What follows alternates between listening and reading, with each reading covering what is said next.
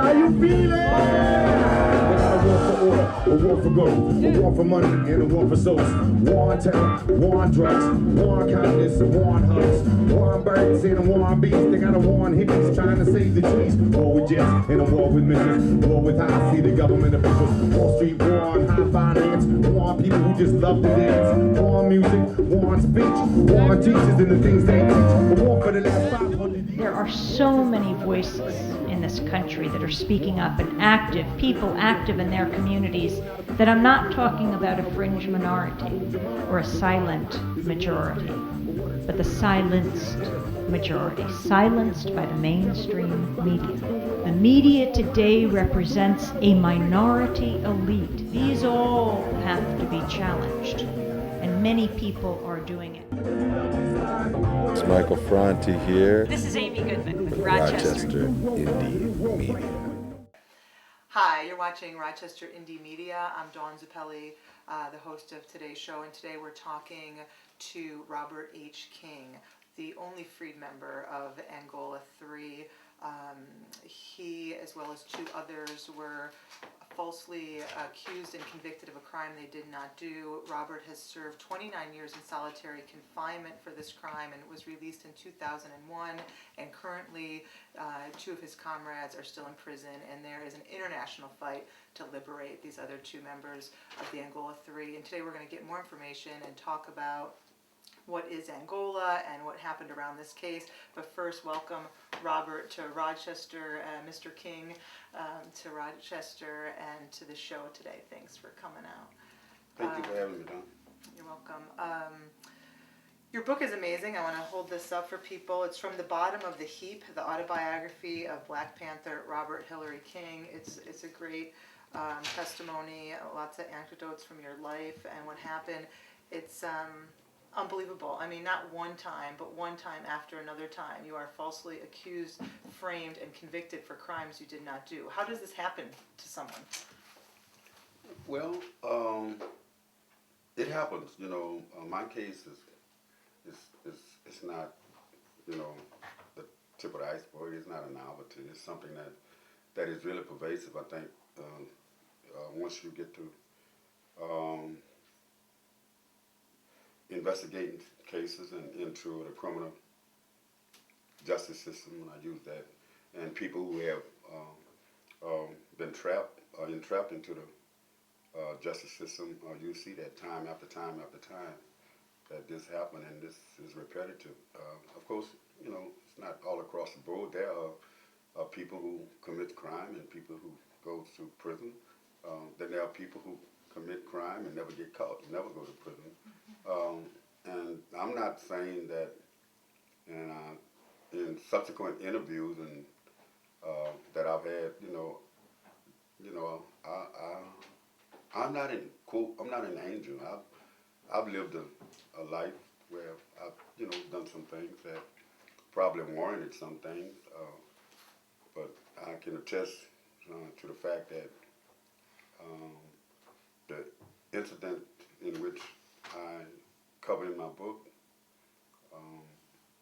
regarding the things that had happened in my life, it's a true testimony of what took place. So you ask, how could this happen? It happens. Maybe some might say, well, you've done some things in your life, and maybe it's poetic justice. Okay, but I don't just naturally, casually look at poetic justice, because if I succumb to the concept of poetic justice in this case, then I would be closing my eyes and shutting my eyes to much of the inaccuracies of the system, and so I feel that the incident in which I do describe, and which is a true testimony of what occurred, I think I could attack the system much better by using those events and using those testimonies in which I reflect upon in my book. So you say in the book, you say it's no wonder or something, I'm paraphrasing a little bit, that as a black, young, poor person, that I spent the majority of my life in prison. And do you think that's accurate today, that that's the reality for a lot of black, poor, low economic standing people in society still, males? Well, yes, it was true in my case and in the time period in which I covered, and is perhaps true to this day. But I wasn't the voice to acknowledge that. I remember reading the words of George Jackson. I don't know all of the exact quotes, but he pointed out that if a black man born in America was lucky enough to reach the age of 18 and not killed, then prison awaited him. And I also remembered, even before reading George, that when I went to a reformatory, it was known as Scotlandville. It was called also State Industrial School for Colored Youth at that time. And I remember I think I had just made 17, and what they thought I was 17, and they kind of expelled me from that school because I was 17. 17 is the age that you can go to. In Louisiana, you can go to Angola. Actually, you can go to Angola at 15, depending on the crime. But if it's a felony, something like a robbery or burglary, at 17, you can go to Angola. And so I remember the counselor telling me, Robert, said, you out of here. Say, you know where your next stop at, huh? It's almost as if he knew. And this was way back in 1959. And because all of the persons who had previously went to the State Industrial School for Colored Youth, Scotlandville at the time, as it was called, they ended up in prison. But that blog about being born black in America, no wonder, at one point it was say, someone had referred, maybe I should have said being born in the South. And but I did not want to distinguish between the North and the South. I didn't want it to seem as if being born in the South, that this could have happened in the South and not in the North. I use USA, period. And in using USA, I was also mindful of what Malcolm X had said, when people tried to dichotomize this country and separate it and use North and South as borders. Well, Malcolm X said that anything south of the Canadian border is South.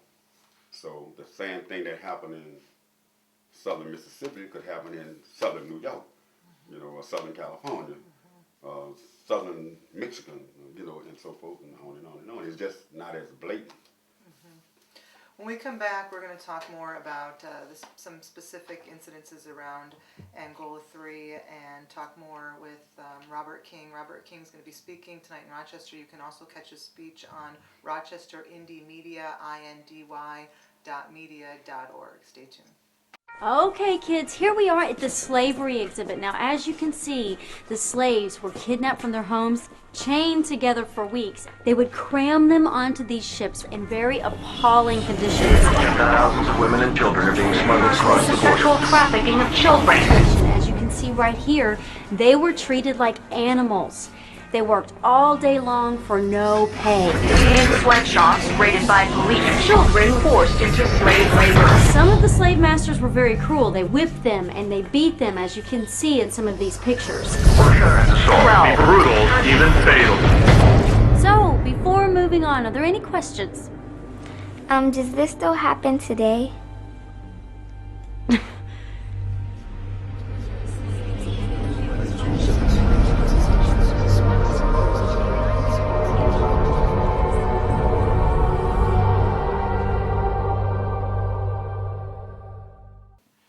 You're watching Rochester Indymedia's IndyTV, and we're here today with Robert H. King, who is a former political prisoner, 29 years in solitary confinement in Angola prison, one of the only freed member of the Angola 3, And Robert, I guess we should just launch into some of the specifics, how you got charged for something, how 3 people got charged for something they did not do, what happened, and where did that transition for you come? You didn't go in as a political prisoner necessarily at first, although that could be disputed too, I guess. So how did all this come about? Well, because of probably the setting that had, you know, the temperament in the society has already been set. So, I mean, if one person can be charged with a crime and go to prison, 2, 3, why not 2, 3, 4, 5, or 100,000? So, in the case with Herman Abbott and myself, we were charged with different crimes. Herman and Abbott, their initial crime were not related, and mine was not related to either.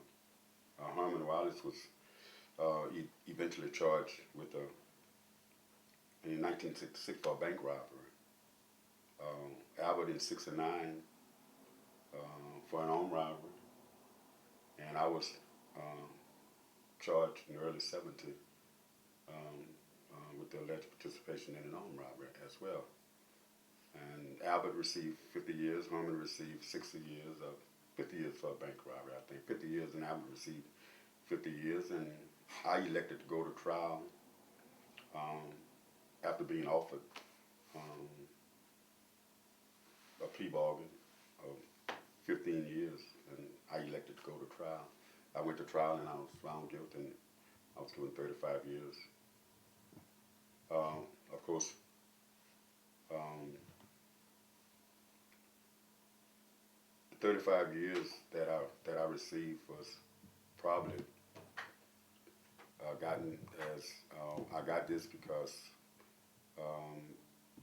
as revenge, because I refused to plead guilty. I had a previous record, and you ask, so how could 3 people be charged with something that they had not committed? And when I think about that, I have to reflect, you know, some years earlier when I first went to prison.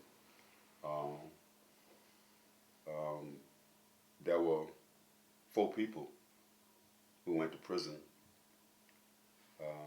on a robbery, or an alleged robbery that 2 people had committed. My first dose in Louisiana State Penitentiary was in 1961, immediately, not long after I left the reformatory. And I met up with some buddies and went to Chicago, met up with some buddies. And there was an alleged robbery that had been taken place by 2 people.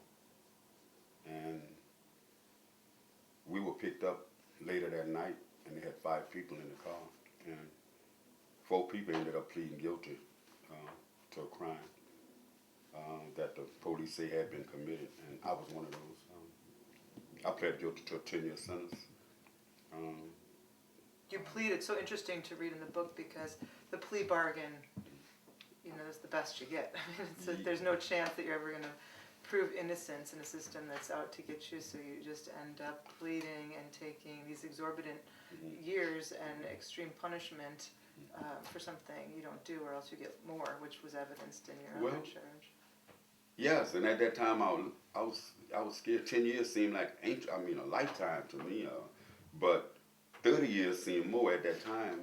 The maximum for an armed robbery was like 30 years, and that was a person, an individual who had, of course, that at that time, of course, you know, that has been up quadruple now, but at that time, it was like in 1960, the maximum for armed robbery was 30 years.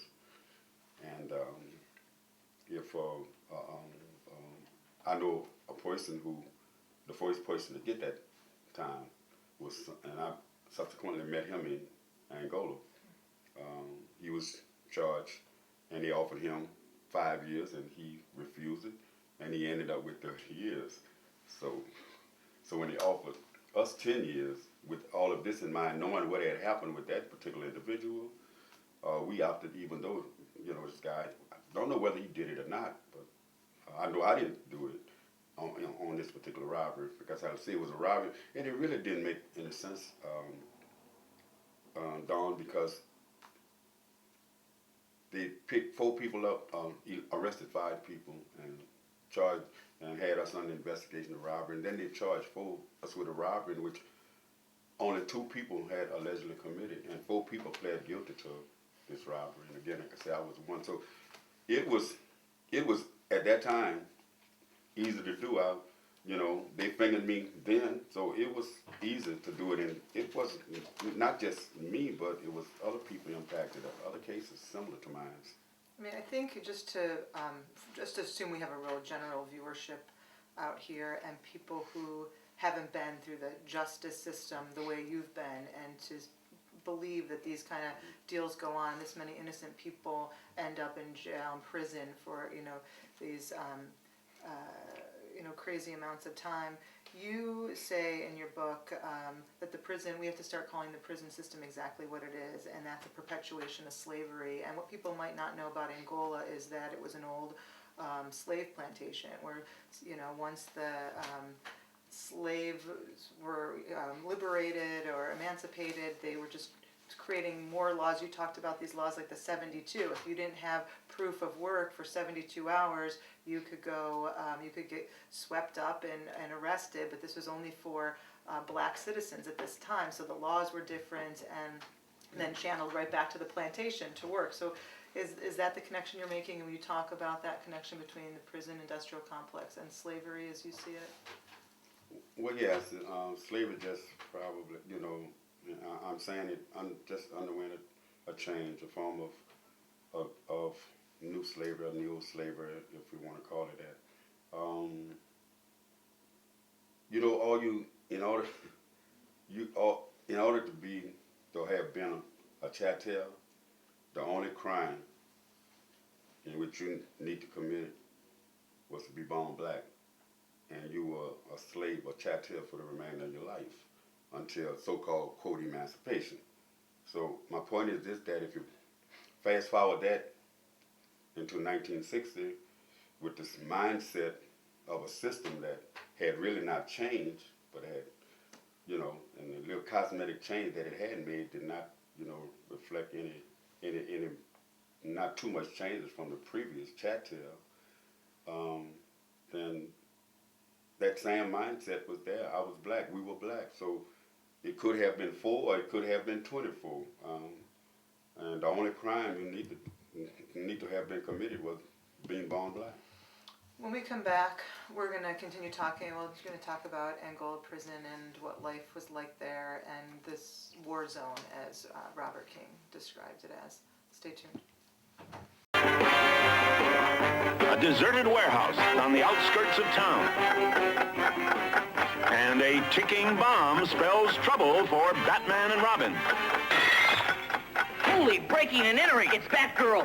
Quick, Batgirl, untie us before it's too late. It's already too late. I've worked for you a long time, and I'm paid less than Robin. Holy discontent. Same job, same employer means equal pay for men and women.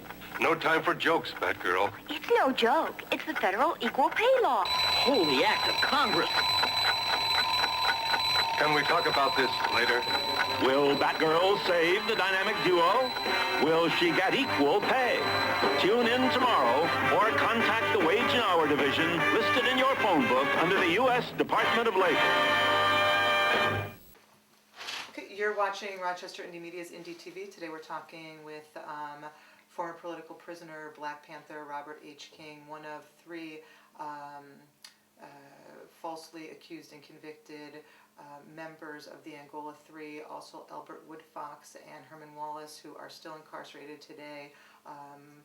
Albert, you were telling me today, Albert Woodfox is still in Angola, but Herman Wallace has just been moved to Hunt's Correction Institute.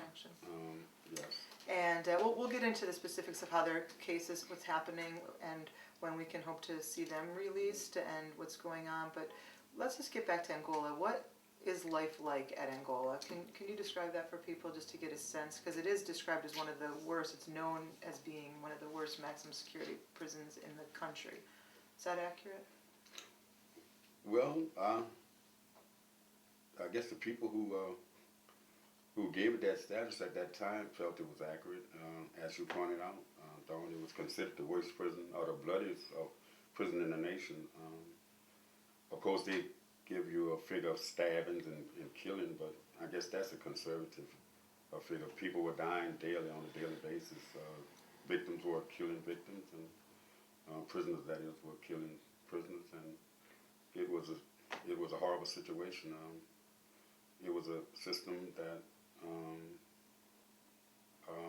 that had allowed inmates to maintain security. There were a system of inmate guards, and they kind of control all of the security. They had the guns, the knives, the batons or whatever, the keys to the towers, the keys to the cell blocks,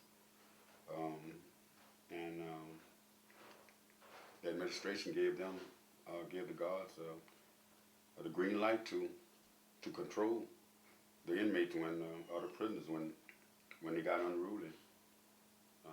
And during the time in which Herman and Albert were sent to prison, which was sometime in 1971, after each had been in the parish prison, and Albert had escaped from the New Orleans parish prison, but he had went to New York and he became politicized and in the Tombs with the Panther 21 at that time.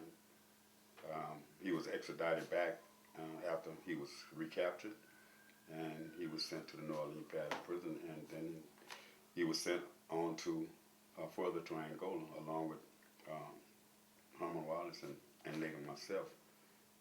And the state of affairs in Angola was the way you described it at that time. It was the bloodiest prison in the nation, and there were inmate guards who were selling other younger inmates into forced sexual slavery. Again, I always point out that the Black Panther Party and the ideology was never homophobic or anything like that, but to force someone into that type of slavery was something that we sort of frowned on, and we took a stand on it. During that time, the sugarcane was the biggest crop, and the pay was like 2 cents an hour. People worked 17 hours a day. If it rained, sometimes they didn't have raincoats, didn't have boots. The weather was mostly during that time of year. The rainy season, it was inclement weather, and the food was very bad. It was malnutritious, and you talk in the book that mainly in the fields it was just black inmates, that the white inmates really didn't work out in the fields as much. It was, of all the lines that they had, they may have had one work line, and for white, and a lot of times whites would get into a cut and would probably just set a very, very seldom white cut sugarcane. That was something that was mostly left for blacks. Of course, that's not, probably in the book, but this is the way it was at that time. I just want to get you to talk a little bit about because this Black Panther group in Angola was really the first and only, as far as I know, like Black Panther organizing within the prisons in the country at that time. Is that accurate? It is. It's said that it was the only recognized group. But in hindsight and in retrospect, and Herman and Albert, and since that time we talked to some other people, while you're in Newton and while, gave Herman and Albert, after writing a letter to Central Committee, going on informal, the extension of, actually, it wasn't so much as forming a new chapter, but it became an extenuation of the New Orleans chapter, and it became like the Louisiana chapter. But it was the only recognized chapter at that time that we know of.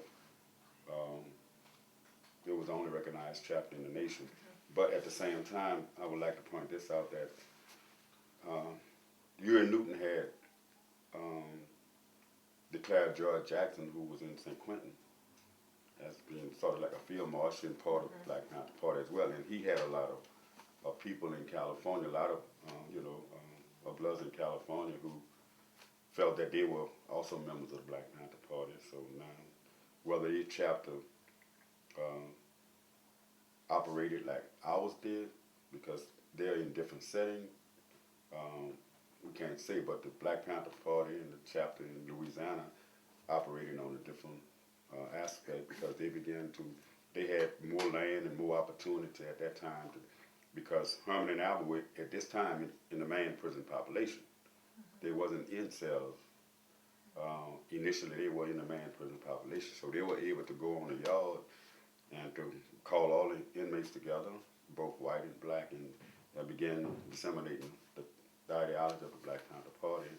And it was as a result of this that prior to this, there was a lot of raping that was going on, a lot of killing that was going on, and people after this some of the inmates began to engage in passive protests, work stoppage, and so forth and so on, and so that kind of changed the prison a little bit, but it was to the detriment of Herman and Albert, because, as you know, they were subsequently charged and convicted, falsely convicted, into the death of an officer who... So that's what makes them so threatening to the captors and to the prison administration, is the ability to organize and make demands and changes within the prison system. Well, thank you so much for talking to us. We're going to have a few more questions. You can go and see some other behind-the-scenes questions, but we're going to close out today's show. We've been talking with Robert H. King. Thank you so much for talking to us today and being here in Rochester. We really appreciate it. Thank you. You're watching Rochester Indymedia's IndyTV.